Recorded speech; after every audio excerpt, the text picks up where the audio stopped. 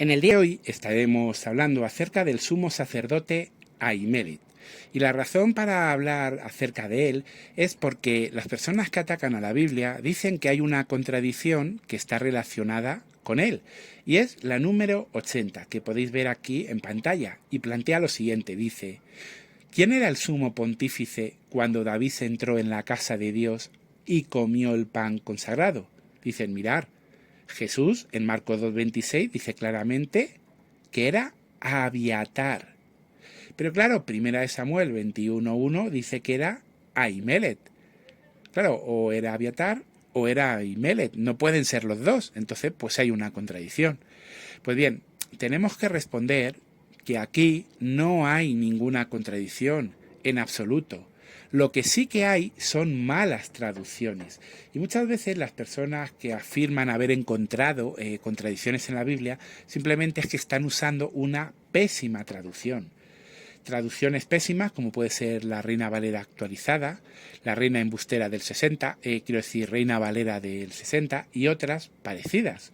Claro, cuando tú vas a buscar Marcos 2:26 en esa Biblia, dicen que Abiatar era el sumo pontífice.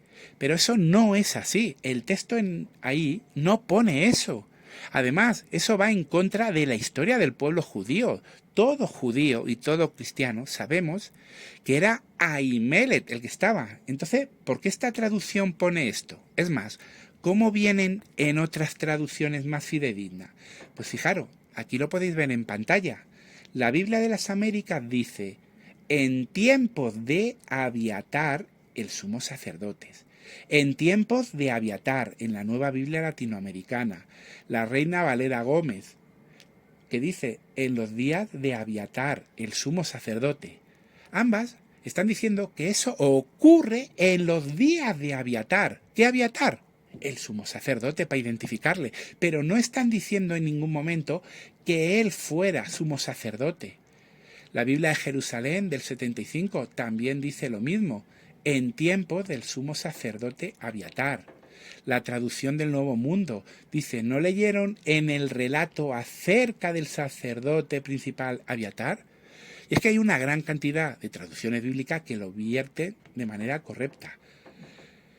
¿Por qué decimos que esa es la manera correcta de traducirlo? Pues bueno, tenemos que decir que el relato de Marcos se escribió en griego, y cuando vamos al texto en griego nos encontramos con lo siguiente, que hay una partícula, la partícula epi, que es una partícula que se utiliza para ubicar algo en el tiempo. Por eso esta interlineal que podéis ver aquí la traduce en los días de.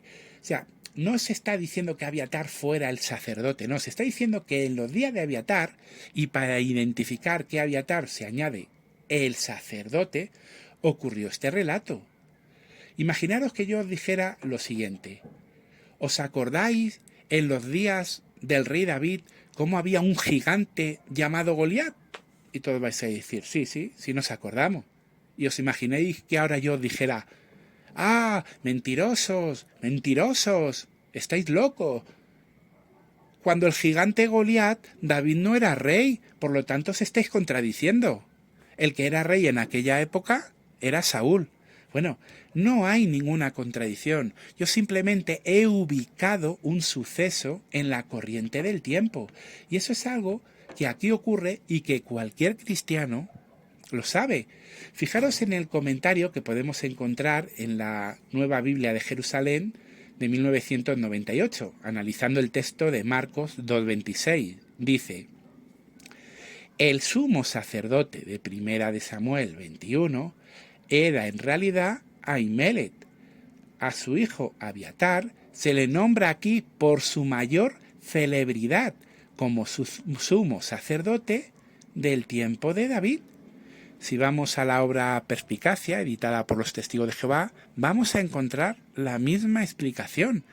Y da igual al comentario bíblico que vayamos, al cristiano que preguntemos, ya sea adventista, ya sea evangélico, católico, nos va a dar la misma explicación, porque todos la entendieron. Además, hay un detalle muy interesante. Si Jesús se hubiera equivocado, sus enemigos, los judíos, se lo hubieran dicho. le hubieran acusado. Es más, si esto fuera un error histórico,